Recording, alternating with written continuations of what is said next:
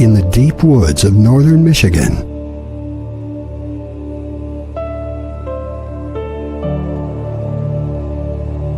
Where two lakes hide what the light can't reach.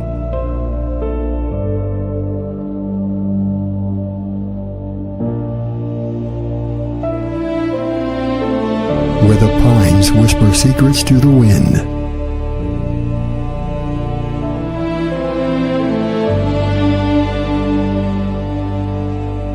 There is a school.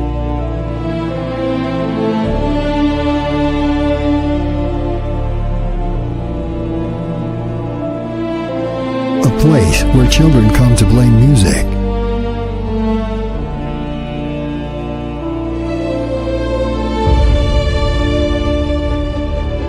And shadows lurk behind the scenes.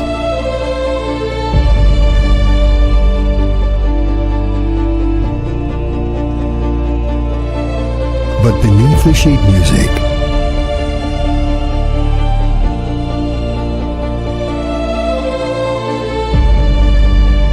behind the cabins,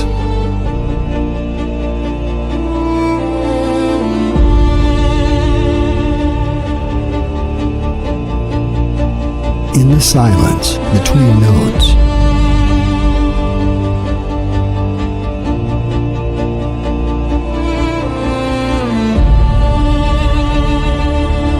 something rotten has taken root.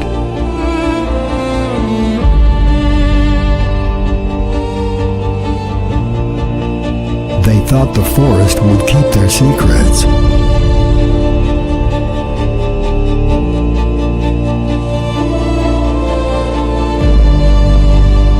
It did not.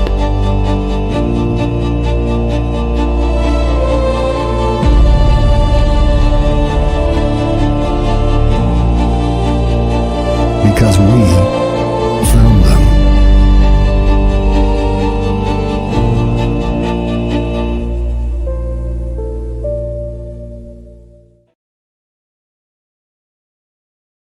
Hey everybody, welcome to End Times Talk. How are y'all doing this evening? I have my wonderful friend Gwen here, and she's going to be sharing with us a lot of interesting stuff. And I just kind of want to give her the floor and have her give you her background. How are you doing tonight, Gwen? Good, excellent.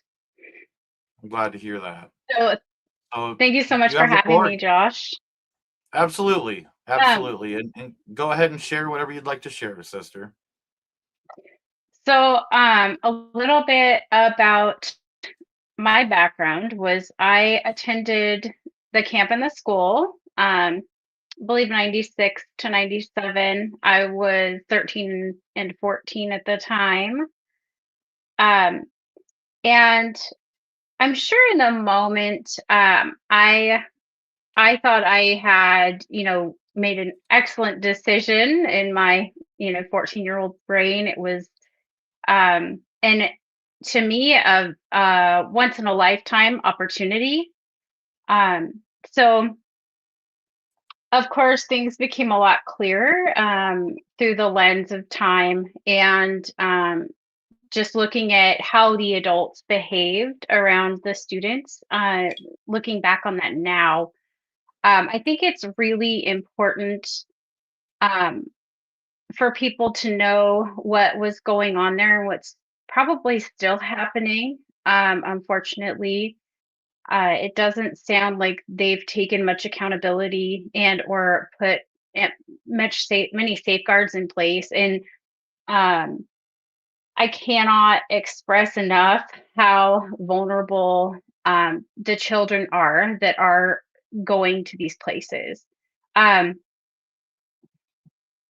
It's a perfect storm of them being separated from their parents, and then it's so attractive to these child predators.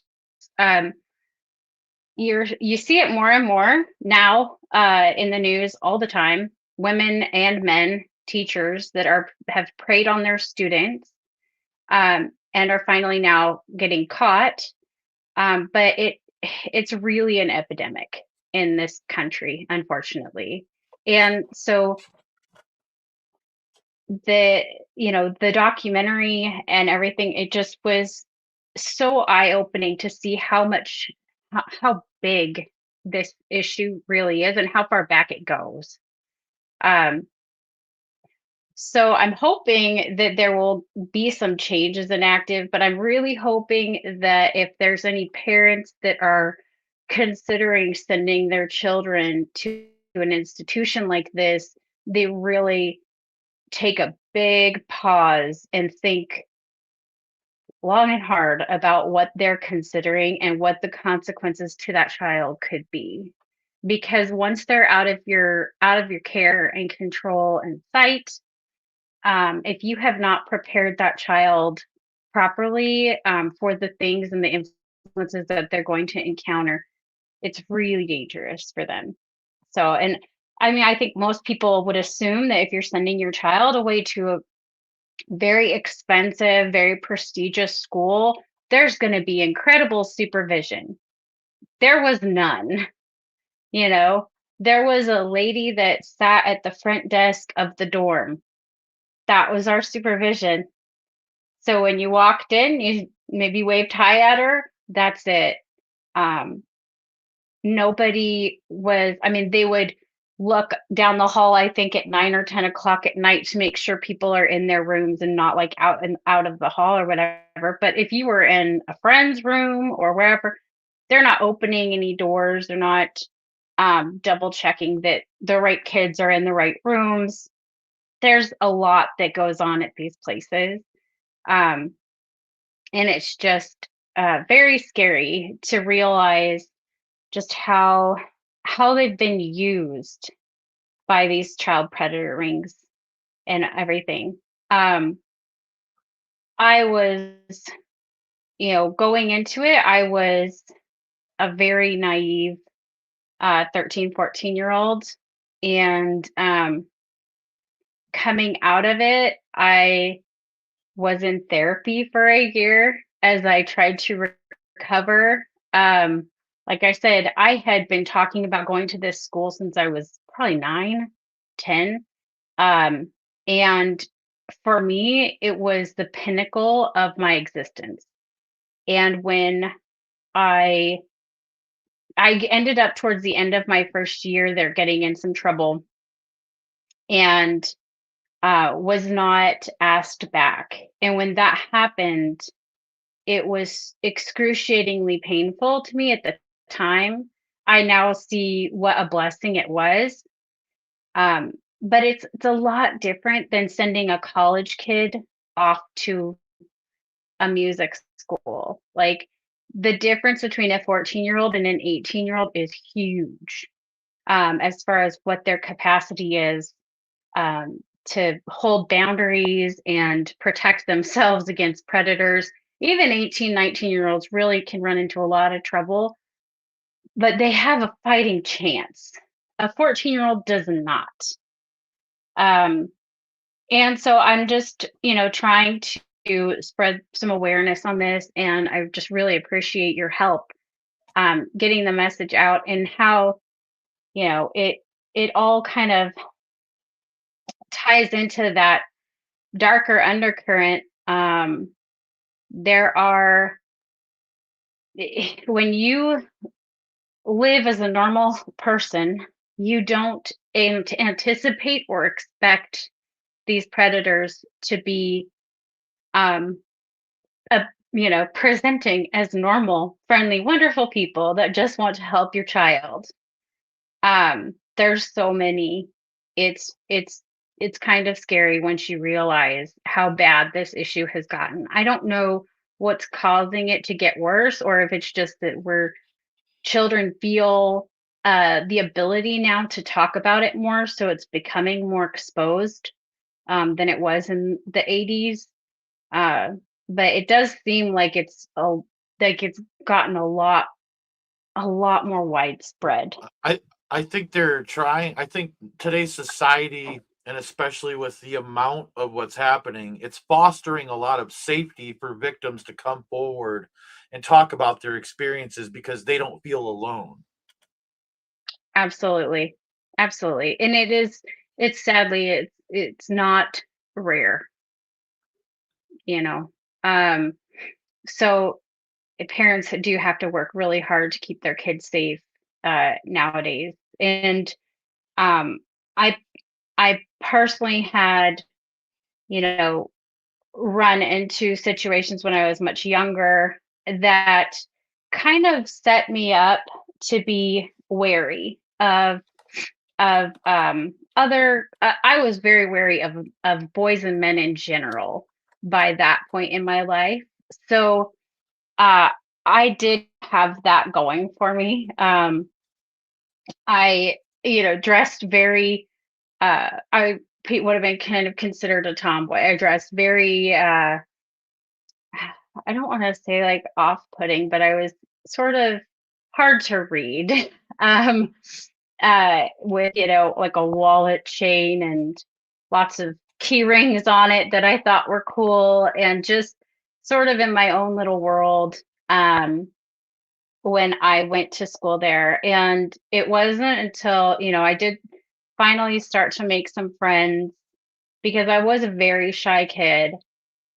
Um, and as I went through the year, there were a few things that had struck me as odd, and I didn't think too much about them um, until like you had gotten in contact with me, and I I had the one that probably upset me the most was my friend who I went on that camping trip with, and then I knew something was wrong with that whole situation because, and I talk about it in the documentary, but uh, Maybe enlighten everybody as to what the yeah, trip was and how that came about.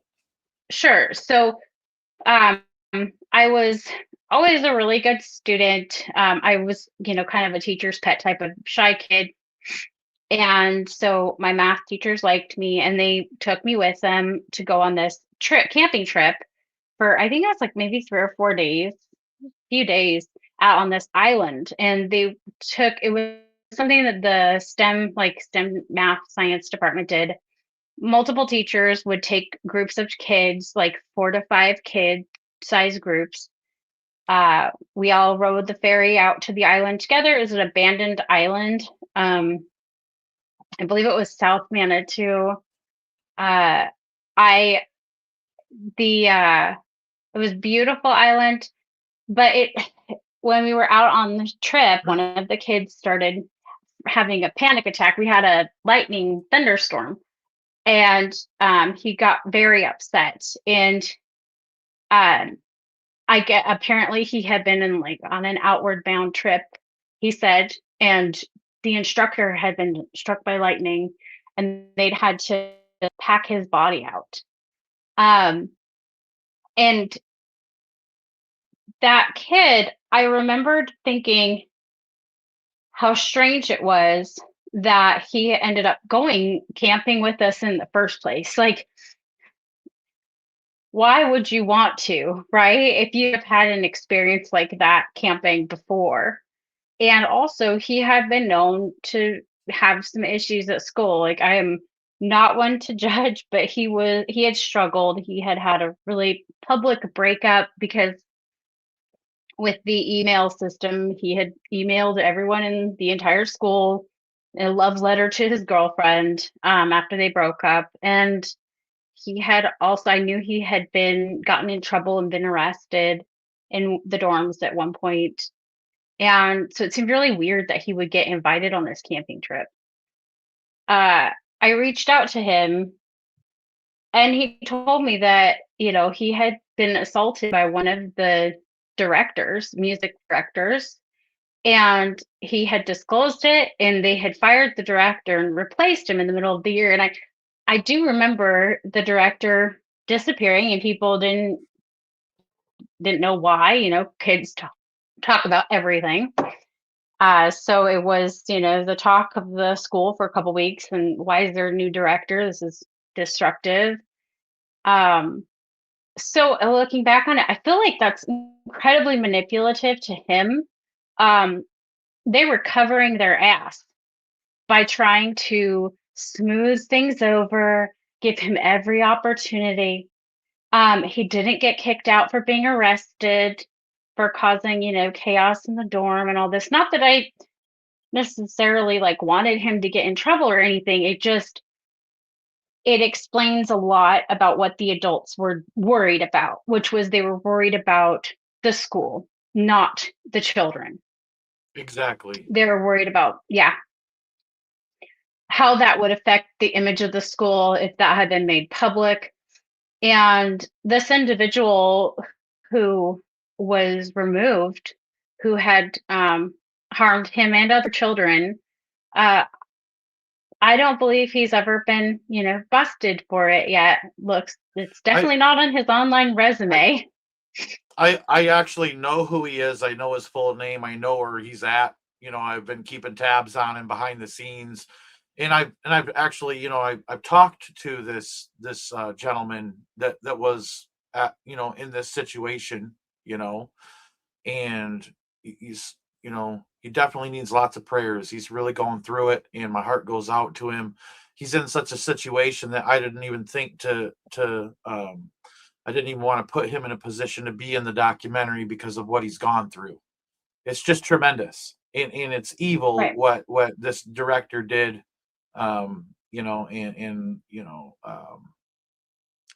It bothers me to my core. And you're absolutely right. The director is actually and it's it's clear as day. He is a he, and his victim was a he, as to his choice of victim, and fast forwarding to where he's at now, he's a director of a pride band.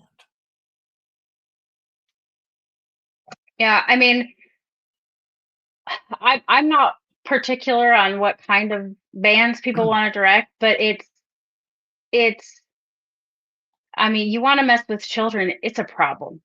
It's a Right. big problem. And kids don't need to be worried. Kids are going to start worrying about their sexuality as they get older anyway. Let's save that for later as much as possible. Um, Yes. the the only other thing that I can, possibly think of is, my parents were very conservative, especially my mom, very shy. And there were a lot of things that you just didn't talk about, and that was detrimental uh, for me as a child. It's very important that your children know uh, the words for certain things and feel comfortable going to you and talking to you about them. Especially when they're younger, because how are they going to tell you if something is going on? It's only if you have given them the capacity. And a child who thinks that um, the topic of sex is completely off limits is highly at risk. They should know what it is. They should be able to talk about it to a certain degree with their parent. Um, and that is going to protect them, because you can explain to them, like, hey, you need to watch for these signs. If an adult wants to hang out with you, that's a problem. If an adult wants to offer you drugs or alcohol, that's run like hell and call me immediately. You know, adults that are letting their kids have parties involving drugs and alcohol in their homes. That is so common. And the other gal who spoke in the documentary, I remember I did not attend the pajama party because I was, like I said, I was very shy. I think I only went to one of the parties like that. Um, and it was not the pajama themed one. I think I maybe looked in the door and was like, not for me. I'm going back to my dorm, because Smart. I'm not going to dress like that. Uh it it just it made me wildly uncomfortable. I was a very conservative kid. And so, as far as, clothing wise, um, and it, really feel really bad for the kids that didn't have enough guidance to deal with to protect themselves. If you can't Right. talk about these subjects with your kids, if they think that it's, so taboo, and then they end up being put in a situation like that, they're going to feel guilty for something that is not their fault, that they have been manipulated by an adult into doing or participating in whatever the case may be. And they need to understand that in advance to prepare them so that they can get help if something is going on, get help sooner rather than later, but really, obviously, with my kids, I decided to homeschool them. That has uh, been the uh, my answer to how I'm going to handle it, because I don't trust other people to be around my children. Not in that capacity. Like, my kids are very independent. They do a lot of things on their own, but until they're old enough to protect themselves, it's my job to take care of and protect them. So I'm going to make sure that they're not exposed to dangerous people, as long as I can help it, Um, Absolutely. Can I say this, that I remember an interview I was watching. It was like a profiling interview, and I can't remember the dude's name worth the life of me, but he was a child predator, and he was one of the most notorious child predators. And I can't remember what state or what, but he was being interviewed by police, and he was giving them information, and they said, what caused you to choose your targets, and what caused you not to target a certain child. And he would go and he would talk about how, he sought after a child that only had one parent or no parents, or but one of the biggest things that I took from that, and I tell everybody I know that has kids this, is that he said that he wouldn't target a child if they had a parent that was a threat, specifically a father male threat. And we live in a right. society where things have, the powers that be have degraded away the family unit and destroyed it, especially in certain communities where people are lacking a father that's a threat to protect them. And I didn't have a dad in my life to protect me from the things that happened to me. And Yeah. like, my neighbor, just had a child, and I told them, I said, be a threat. Be a formidable force that doesn't put up with nothing. It doesn't matter what anybody else thinks of you. Get rid of your normalcy bias and start Hmm. being a threat, because there's too many pedophiles out there that are seeking after children. Yep. Yes. And teach your daughters to be rude. I mean, teach them, if someone's making you feel uncomfortable, if someone is in your bubble, tell them to get out now. Absolutely. Um, Absolutely.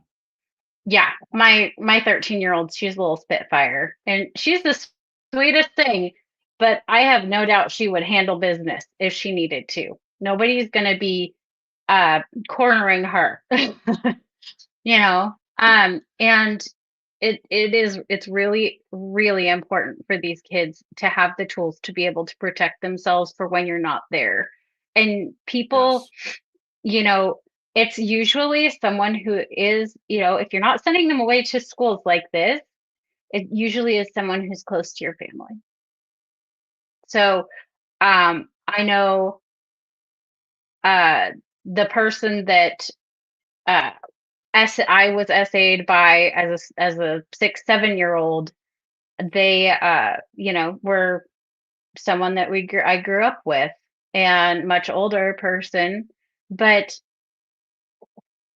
uh, to my horror, I later found out that they had gone into youth ministry. So, nothing is sacred to these people. Whatever gives them access to your children, that's and so just be careful, be aware, be wary of anyone that is trying to hang out with your kids, that's older 100%, and I'm sure there are some amazing, wonderful youth pastors out there that are on the up and up, but I would never trust a single one of them. I'll hang out. I'll stay too. I can do hang out at the youth ministry thing. That Church is that's church, it. sister. Church is church. Mhm. Even if you got to sit in the So, kids' church and minister to the children, it'd be a threat.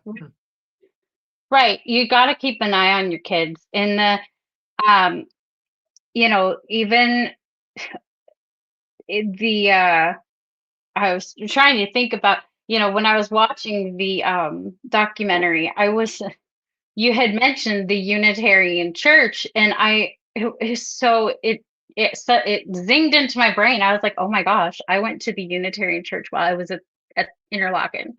Um, at least one or two Sundays, and and were very friendly to the students. I mean, I think it was like two of us, maybe a group of three of us that went, um, and Wow. invited us to potluck at someone's home and everything. They had seen other students from the school there before, uh, but it's so weird how that spirit, for lack of a better word, uh, guides you when you're in a place like that. I also I remembered too, I was like, I totally checked out a book on Wicca from the library while I was going to the school.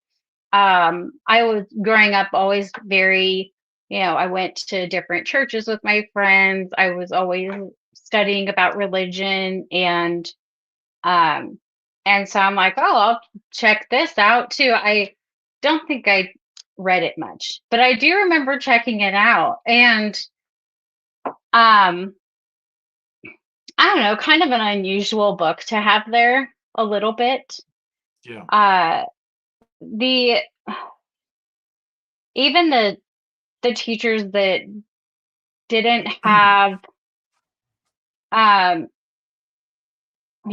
creepy vibes, for lack of a better word. Like we had an English teacher who was just horrible to one of the scholarship students. He was like an inner city kid from Detroit, one of the few black kids on campus, and she would just publicly shame him during our English classes. It was mortifying. I felt so bad for this kid, and he clearly didn't have the same level of academic skill that the rest of us had, but so it's like, work with him where he's at.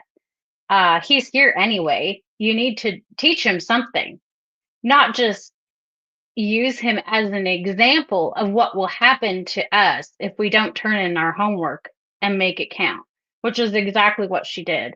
She's a horrible person. um I just don't know how you get around treating kids like that and think that it's okay. Um, so it really is it's a little disheartening to realize, like, how bad some of the teachers were, um, and how some of the things we were subjected to were just on no level were they all right. I know I talked about the movie night with my French teacher, and it I remember being disturbed at the time, but even my mom just wrote it off. Like, she was like, "Oh, French are so liberal. They they're just more open about these things." It was a gross movie to show children. Really gross. And you can go watch it on Amazon and see what judge for yourself. The Hairdresser's Husband. I do not recommend it. I mean, the content is very adult, very adult.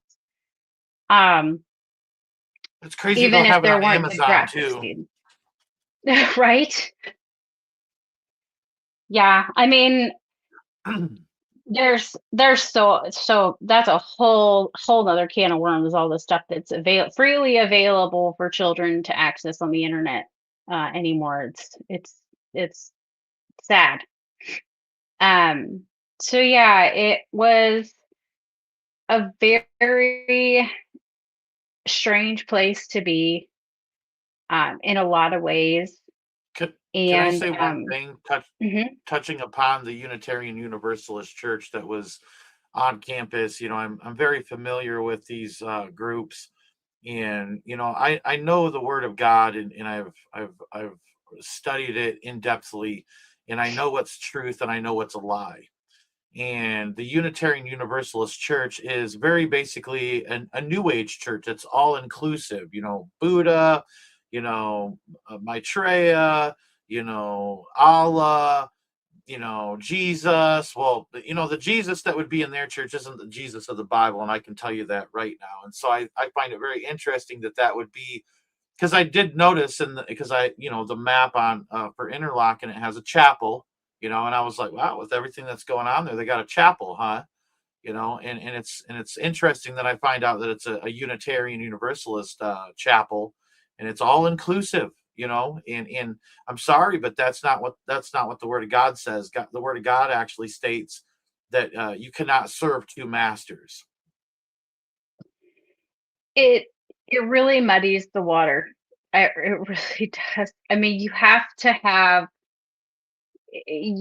you have to know what side of good and evil you're on. You have to be able to identify it. And I'm not saying that, people who believe other religions are evil or anything like that, but to just it really just waters down the whole thing, right?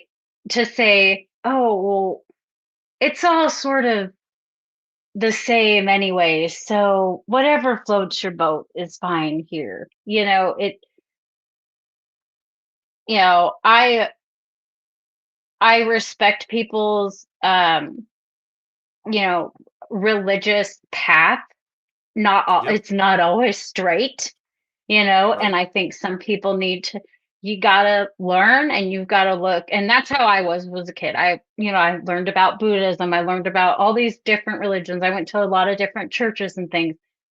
And it it really helped me shape where the truth is. And um so it's good to wrestle with and find the truth. um but I don't think you get it. I don't think you get to the truth from a place like that where it's just anything goes. um it doesn't make a lot of sense to me either. For me personally, I've always looked at people who have really strong religious convictions that uh they're willing to risk their life for, and I've just kind of been in awe of it, to a certain degree. Now, and then you kind of wonder, well, is this brainwashing? Like, what's happening here? What's going on? And it's an important thing to look at.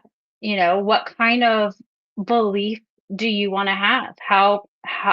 How do you determine what's true? For me, it was by the fruit of what it brings to your life. Does it make your life better? Does it propagate life?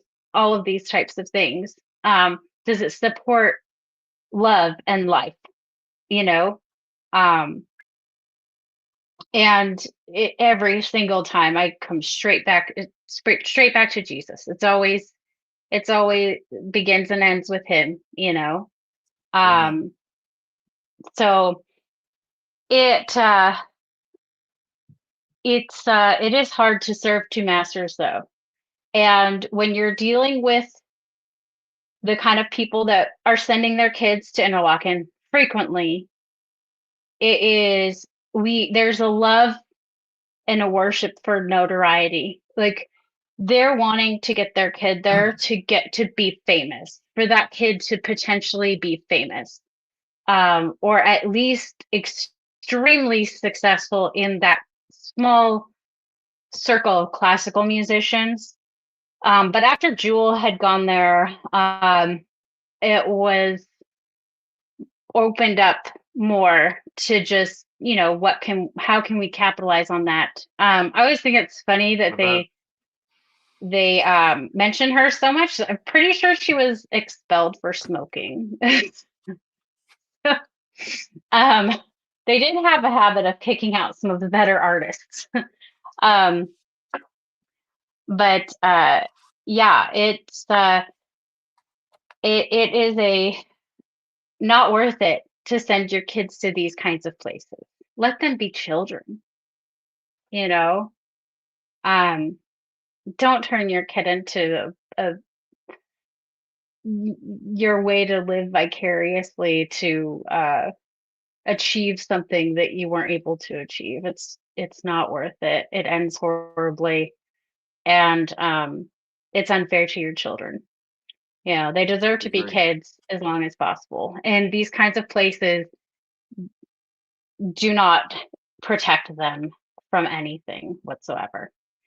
So um that's that's probably my biggest takeaway. It was funny too. I was getting ready for this and I was looking at I was like, oh, I wonder how far back I can learn about Epstein.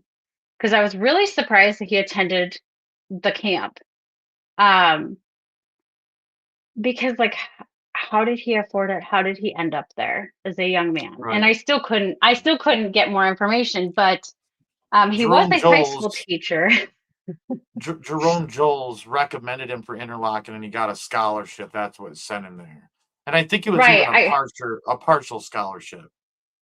I just wonder, like, where did this guy materialize out of? Like, what were his parents like? It's so, uh, you wonder, were they connected? Like, did they have CIA ties or something weird? Well, his dad was a World War II veteran that was stationed in Bermuda. I do know that. Oh, interesting. Yeah, and it's Huh. usually like the things that kind of come out. Usually, it's like military families and things like that that already have close up connections and stuff. And a lot of these people, you can go back to the World War II era, dude. Freemasonry ran predominantly within the World War II era, especially in the Vietnam era. A lot of those vets came back and became Freemasons. I don't know if you care if I share it, John, but there's a man even in the live chat right now who is ex law enforcement, and he was even asked to be a Freemason and turned it down. And Yeah, so, this stuff, it's very much so prevalent, and they conscript these people and they bring them into the fold, and then their children come into the fold, because that's the way Freemasonry promotes itself, is your family lineage. We want your children to be Masons too, and we're going to groom them to become Freemasons. yeah. I used to when I went to school there, I had found a ring that had belonged to my grandmother, and I just thought it was a kind of a cool ring, so I wear it all the time. Well, it was her Morning Star ring. It Eastern was Star, a you mean? Eastern Star. yes, Eastern Star. It was a pentagram with, red, white, yellow, or like red, blue, yellow stone triangle shaped stones in the points of the star. This right Um, here.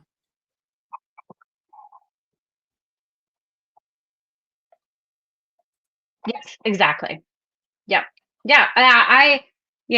Surely it must be good. It was my grandmother's. But yeah, I wore it for that whole year when I went to school there. I remember too. Um, it took me a while to realize, like, I don't know how that she made it very far up, but her and my grandfather, he was a World War II vet, were both involved in that group in Montana. And it kind of creeps me out a little bit. I never met her. She died before I was born, but it's just kind of strange how. you know. it was common for that generation to be involved in it. It really was. I even have, like, for instance, and I'm not going to show the front of this, but I have a pamphlet here that is from 1948, which is around that era. Okay, Yep. and I mean, I'm going to try to cover it up here, but see, it's a Masonic directory, and this is Oh from wow. the area that I live in, and I mean, it's pretty thick. And I mean, you open Yeah. that up, and I mean, you have all these names, and it's a directory of all the Masons in the area. And I picked it up. I Wild. seen that online, and I'm like, I have to have that. It was really cheap, and I'm like, you know what? And then I could start to trace lineage in my area. But it Right. was very prevalent in that time frame, in that era. And it was almost, you weren't cool if you weren't a Mason. It was trendy to be a Freemason, and they went through and they started to conscript judges and police and sheriffs and firefighters and doctors and all this stuff. I remember one time, because I'm very vocal about what I know, and I remember when my mother was sick, and she had gone into the hospital and was receiving treatment, and I was talking with the doctor, and it just got on the subject of just the end of the world and all that stuff, because it's basically what my life is kind of centered around. And he was telling me he had went to a convention about it. Like, the people who are prominent, the people who are in the know, they're very much so aware of what's happening. It's not a question of, well, I wonder if this person's involved. Most of them are. Yeah, it's scary when you realize how close to home that sort of thing can hit. And like I said, I don't know how. I mean, my mom made it sound like to them it was just a social club. Um, but my mom didn't come out of it the most well balanced child. I have no idea. I think she had an uncle who was they knew not to like sit on Uncle Jimmy's lap or whatever. So this sort of behavior was tolerated. Like other adults knew. Um, yeah, let's not make that a thing anymore, Right. you Absolutely, I know. agree.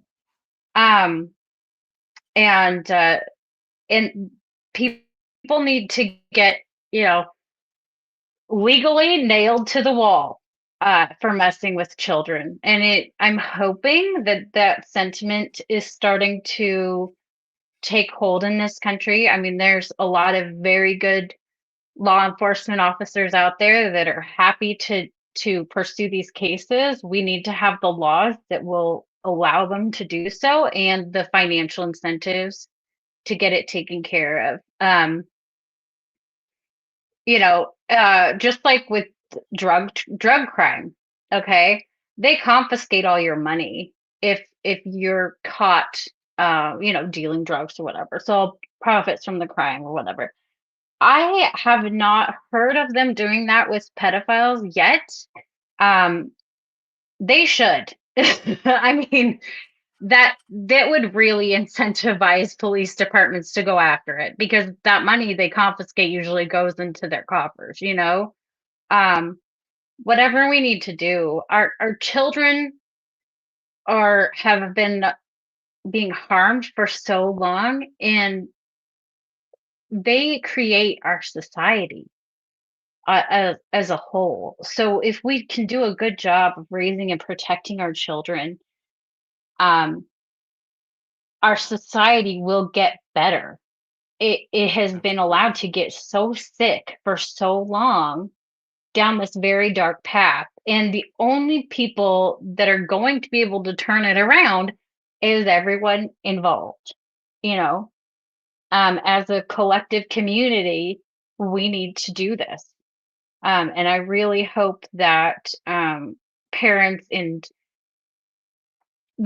especially like the people that work in these institutions, they need to say something. The good teachers that are out there need to not be afraid to turn in bad teachers. I think I just Right. saw a woman in Wisconsin getting arrested, a principal getting arrested because she covered for a pedophile teacher. She covered for him.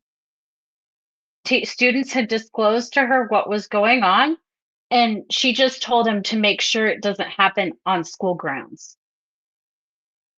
I hope she gets in huge trouble. Absolutely. I mean, Wow. it's like, we convict, if you're with, in most states, I believe, if you're with someone, if you go to rob someone and there's two of you and the other person shoots the person you're robbing, everybody goes away for murder, right? It should be the same way. If you know and are enabling pedophilia, you gotta do some time, you know, um, because the ramifications to our society are long term. We have a mental health crisis in this country, and I think I can guess why. Yeah. Yeah. It's because our children are not being protected. This sort of stuff haunts you for the rest of your life. And so yeah, I am still very trying to remain hopeful, but it's I would never trust my children. I would never hand them over um to an institution ever.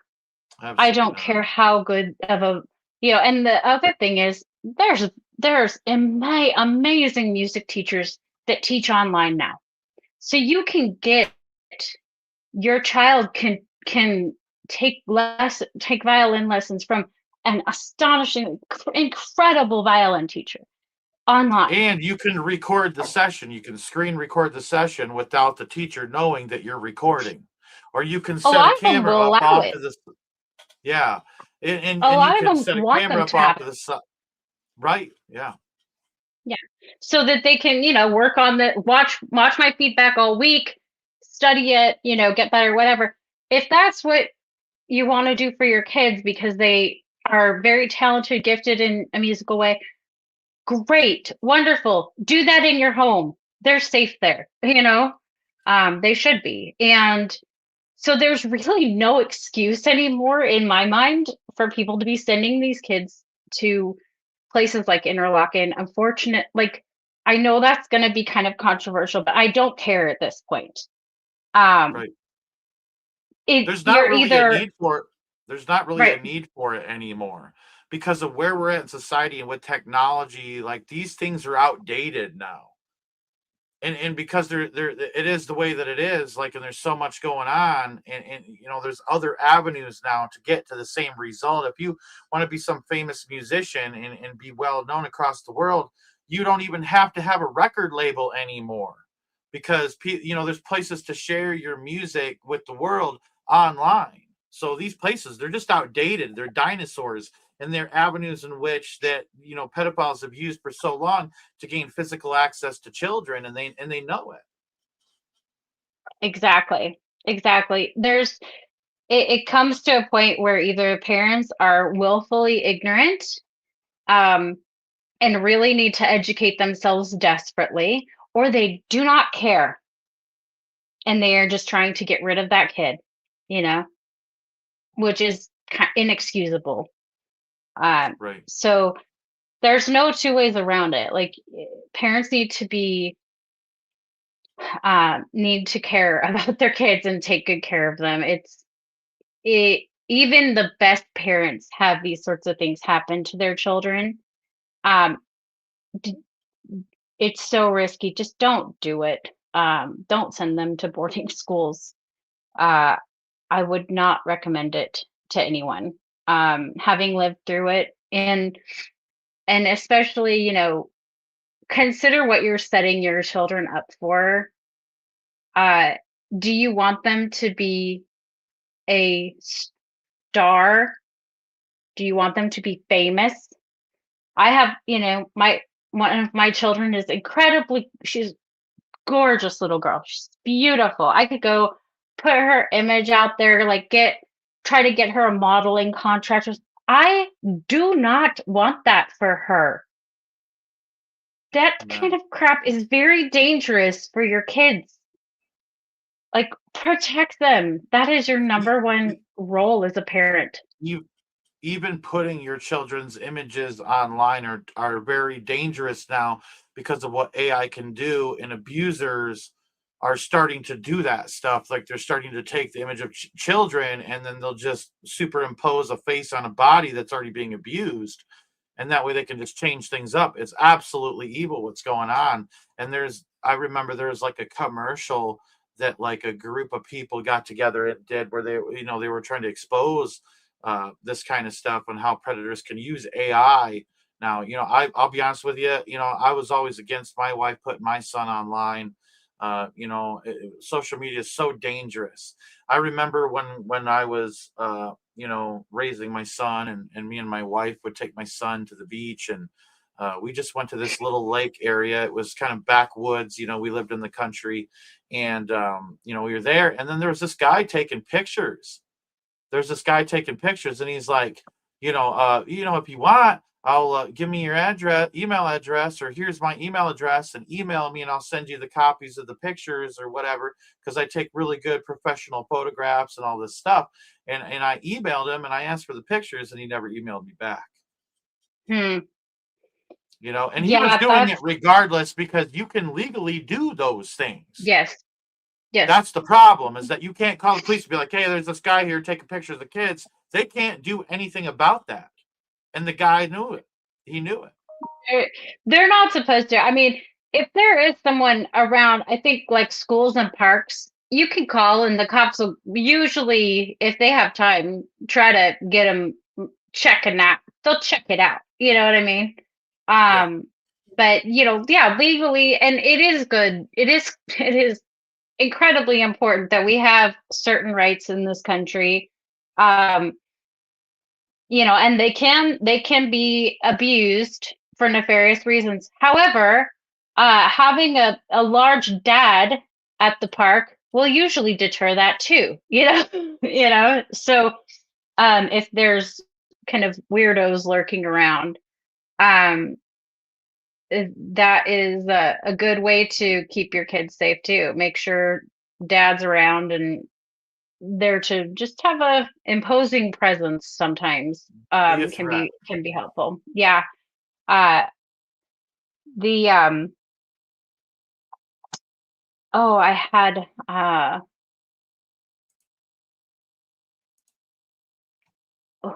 the thing I'm trying to think. I had somewhere I was going to go and now it just flew away from my brain. But Happens to me all the time. right. Uh yeah, it is kind of a dangerous world that we're in right now. And so I'm hoping that people will really take heed and keep an eye on their kids and make it a priority to get to know them and communicate, have open lines of communication with them. Um, don't make certain subjects taboo or off limits. Like you don't need to pump your kids for information either. But you want them to know, starting very young, like what the names of their body parts are, and like it's not, that those are private. All of these things you can teach that. There's lots of channels online too that will help how to have those conversations. And Yep. it's very important that parents handle that and also teach them no one else should be talking to you about this stuff. And if Right. they are, Right. you need to tell me. Also teach your children what a predator would normally call something like that to distract a parent. Like there was a story I heard in my research where a predator was using the term cookie, a girl's cookie. And Yeah. then the girl was telling her mom, this person likes to eat my cookie, and she's like, huh? And then eventually, it came out, you know what I mean, what was going on. Praise God that it Yeah. got caught. But here's the thing, you need to tell a child, like, hey, there's going to be different terminology that's used by a predator. They're going to call it not what it's called, what I'm telling you what that is. And so Yeah. you're right. These conversations to be need to be more normalized in the home, to where children can trust their parents and parents can educate their children. And you should not be leaving it to the school to sexually educate your child. Your child should already know everything that's going on by the time they even go through health class. Unless I mean, for me and my kids, if my kids go to the doctor, they know. They do not have to expose themselves. They do not have to show the Right. doctor anything. We might have we usually have a conversation in advance, and I say, if he asks, do you feel comfortable or no? And if you're not comfortable, you don't have to do it, because that's their boundary, that's their body, and if they're having an emergency, they will allow it, right?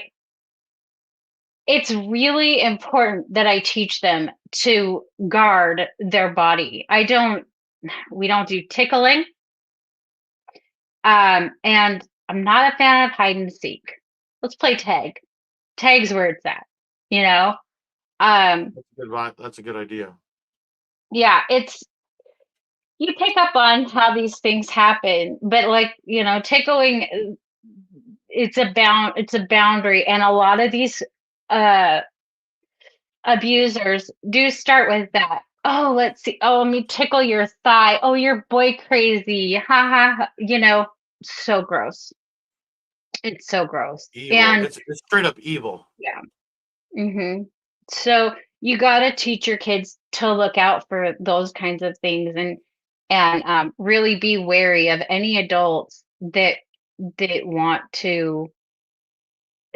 I mean, it sounds I feel kind of bad saying it, but like any man that wants to spend time around my kids, like that is an immediate red flag to me. Most grown men aren't, they like their own kids, maybe they want to invest time in their own kids, but not other people's kids so And much. I Um, think oh, sorry, go ahead. oh no, you're good. I think it's important to acknowledge that it's not just older men preying on younger girls. It can be older men preying on young boys, and it can be Yeah. older women preying on young girls, especially where society's going nowadays in the 21st century. Yeah. And older women preying on young boys. I mean, you see it all the time. Teacher has an affair with a 14, 15-year-old student all the time, constantly. And so Yes. we have to widen and broaden our understanding, and not just be hyper focused on men attacking young girls. And there's pedophilia has a wide range, and child abuse has a wide range. It really does. And I'm afraid that I have friends from my generation who were abused by a teacher, by a female, male friends that were abused by a female teacher, and they 13, 14, 14, 15 years old. They thought it it was a good thing. Like they didn't realize they were being used um even into adulthood. And that is a very, very dangerous thing, um, for boys to not appreciate. Like we always teach girls to protect your body, but so for some reason, society hasn't emphasized that quite as much with boys. Um, Boys don't have to be promiscuous. That doesn't have to be um, their primary focus in life. And Amen. it is abuse. It is abuse Yeah. for an older woman to take advantage of you. It's disgusting. Um, and they should be legally absolutely nailed to the wall. It's it's horrifying to see how many and that of these news stories, and that's what the idea is to just post all these news stories um on the my X channel, about just all these teachers that are, oh, here's another homeschooling advertisement. Another female teacher had a child with her 14-year-old student or whatever. It's, Disgusting. you know, the thing growing up with Mary Kay Letourneau was always kind of mocked in the media a little bit. It didn't feel as serious as when men abuse young women, but it is very serious, and more needs to be done It in that it area. it can lead a young man to have a false image of who a woman truly is, what she's about. It decays the idea of what a child growing up and looking for in a wife.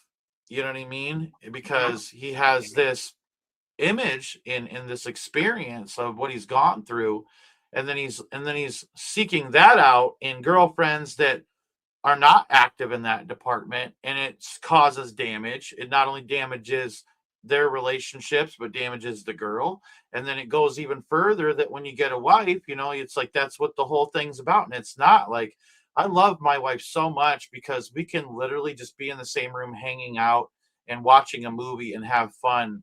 And our relationship is not based on that. It's always awesome, when two can, we'll say, copulate or whatever, but when you're married. But the thing is that it society has been groomed to be sexualized through movies, music, television, all this stuff. And it's like, me and my wife, we often comment to each other like, we're so sick of seeing a 10-minute sex scene in a movie that actually takes away from the movie, because you could have had a really cool action sequence in that part filling that gap, and instead I see two people smooching half nude. Like, I don't want to see that. I always want, like, can we please fast forward this, because it does nothing for the plot of the movie. It does not further the Right. situation at all and make the movie more exciting. It plants images in your head that you aren't supposed to have in your head, and Yes. especially with, like, um pornography. It can lead to pornography and things like that, where a child is abusing pornography and looking and seeing things that they should not see,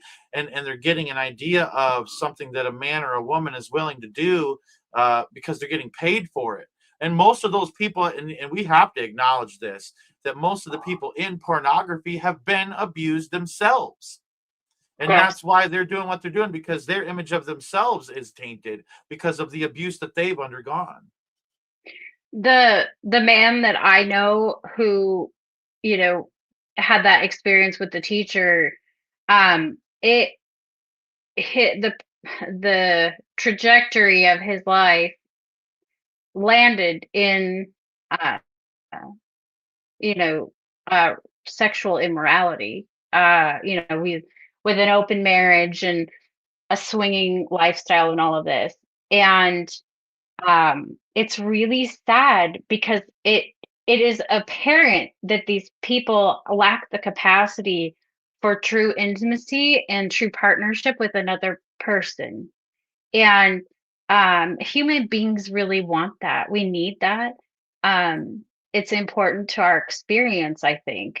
And so um, you do have to teach your kids uh, what to, how things are supposed to look so that they know as they go into adulthood. You got to prepare them and have the ability to talk to them about hard subjects that are kind of, uncomfortable, but it's really valuable. I cannot stress it enough. And it's been a big challenge for me because I did not have that open communication with my parents at all.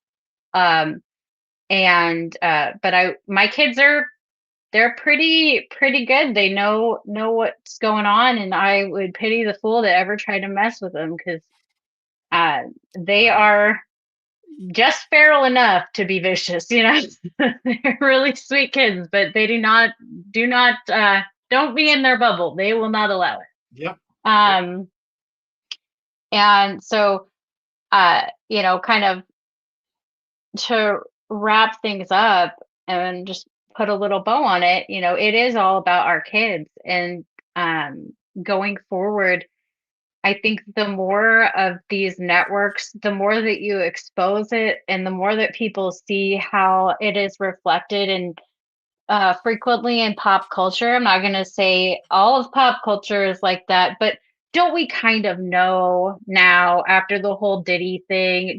Aren't we getting it that even the artists are in a cycle of abuse a lot of times, um, and it needs to stop.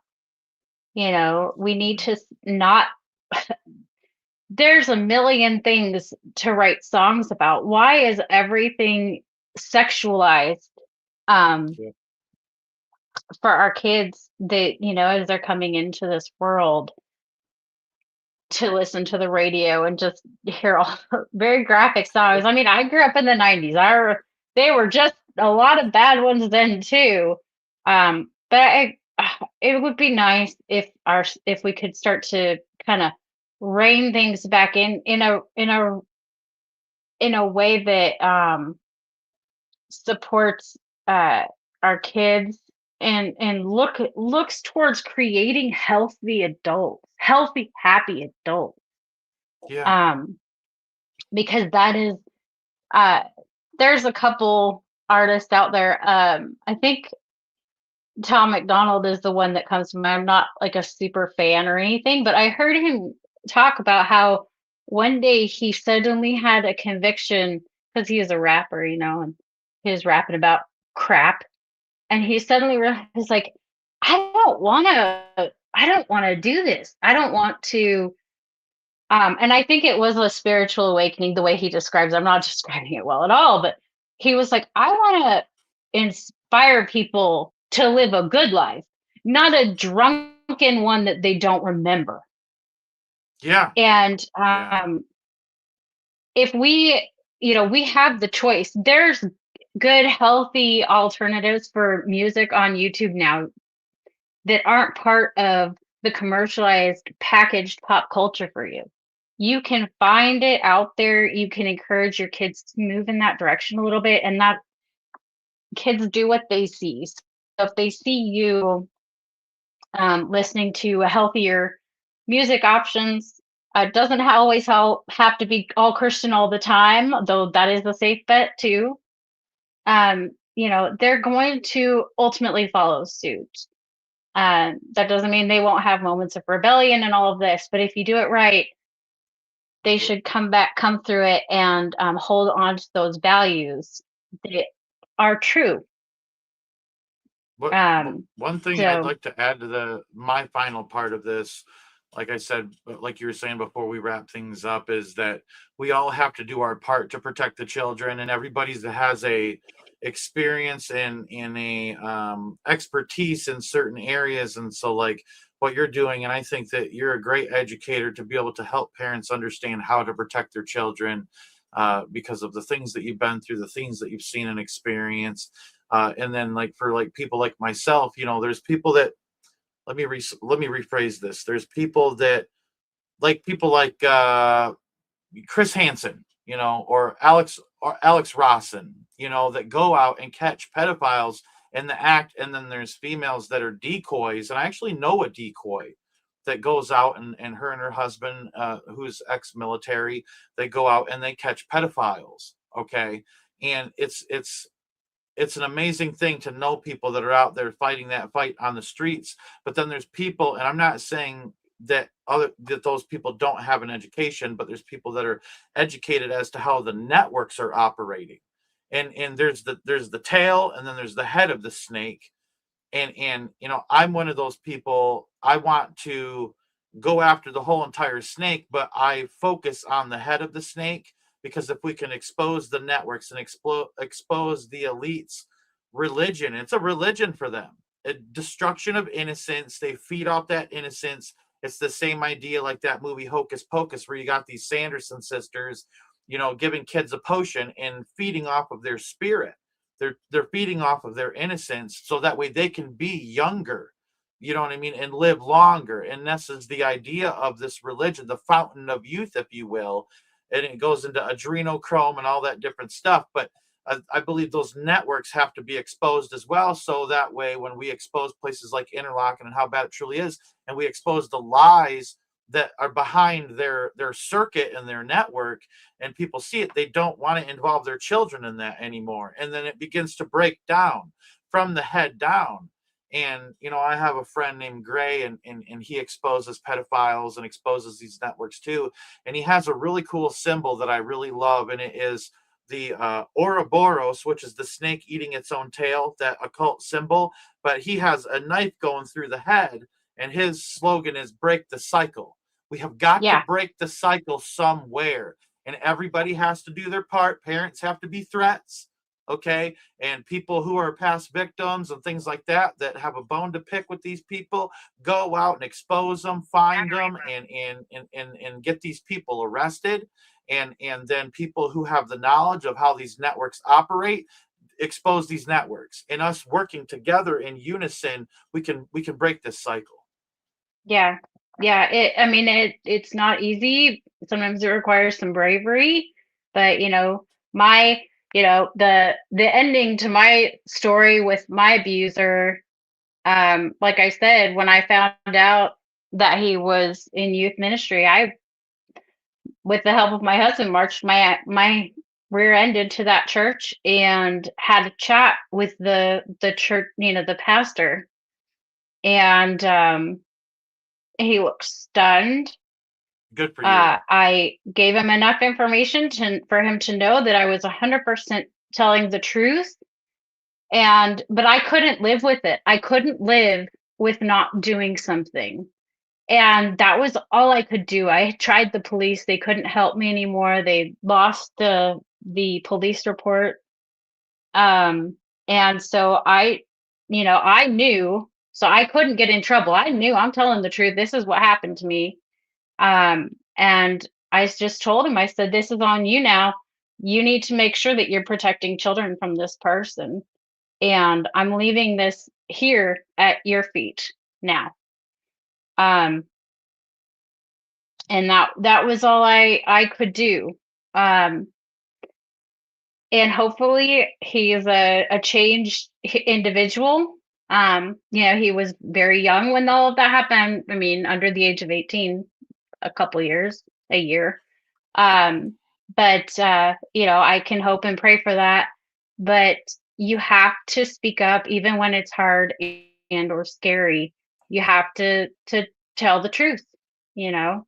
So that's what I love about your channel. And thank you so much for exposing this and hopefully help, protecting some children that um, might might have not been. And I really do hope that Interlocking gets its shit together and can get rid of the wickedness that is there. Yeah, I'm not holding my breath, but they do have there's always an opportunity to make things right and take care of business. And we'll see what they decide to do going forward, yes, I agree. because And I people want to will be say keeping an eye on it. absolutely, it's growing, and it's the presence that's got a watchful eye on that place is definitely growing. And I'm glad that me and you could both be a part of that, and do our part. And I thank you for coming forward and having the courage to talk in my documentary about your experiences there. It's and I want to say to everybody that's watching this, if you haven't seen the documentary, Gwen goes into great detail in the documentary about her experiences at Interlock, and even more so than what we've talked about here. And I want to thank you for coming on to the channel, and having the courage to even show your face. And and Gwen's given me permission to say that Gwen isn't her real name, obviously, but it's a pseudonym. But you can I forget where, at the top of the live chat, there's her link for X, her new X, and I can even show you real quick the page if you want to go over Yeah, there and follow her right here. I just set it up, but we'll be posting all of the news reports of these bad actors, bad teachers, and just kind of helping expose what is really happening in our school systems and making sure that these people are, that they're held to account. I agree. I So agree. I And appreciate the like opportunity so much, Josh. no, absolutely, Gwen. And I appreciate you. I appreciate your friendship. And I appreciate your husband. Actually, the way I met Gwen is I was on X and I was just doing a little bit of research, digging around about Interlochen, and her husband spoke up for her and said, you know, my wife had said that, you know, what happened to Interlochen and with her experience there was extremely odd and just, you know, she said it's a terrible place. And I reached out to her husband and you know, and I asked, you know, I presented my documentaries, Mackinac Monarch 1 and 2 that I had made, and I said, you know, I was wondering if, you know, you guys would want to come forward and talk in this next documentary I'm making about Interlochen. And you know, he was so gracious to get to, you know, talk to you and have you in there. And your husband's a blessing to me as well. You know, I don't want to say his real name, but you guys mean a lot to me, both of you. Yeah, we appreciate you too. And, you know, we'll do anything to try to help protect kids. So that is the ultimate goal. Absolutely, absolutely. Well, I thank you for your time. I thank everybody for coming today. You guys mean a lot to me. The live chat, y'all know you mean something to me. You guys make this thing happen. And if you haven't followed Gwen on X, I'll put her link in the comment section below for anybody that's watching this video afterwards. You know, and just thank you for being here, all of you. And like I always say, may God bless you all. May He keep you. And please don't forget to go out and change this world in which you live. In the deep woods of northern Michigan,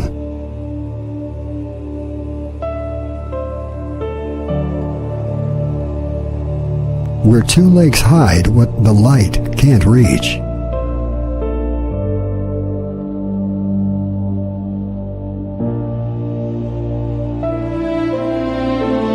where the pines whisper secrets to the wind,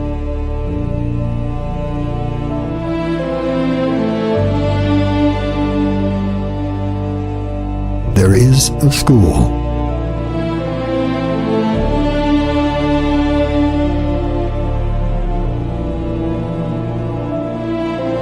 A place where children come to play music,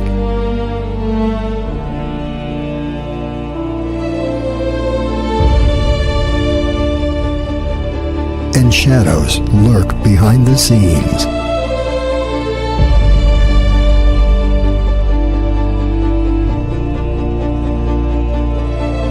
But beneath the sheet music,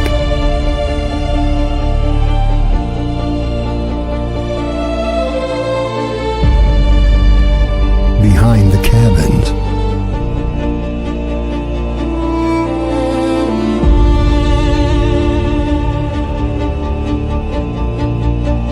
in the silence between notes,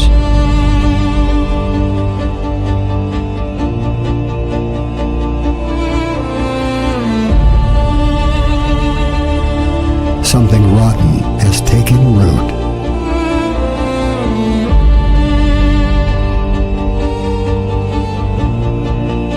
They thought the forest would keep their secrets.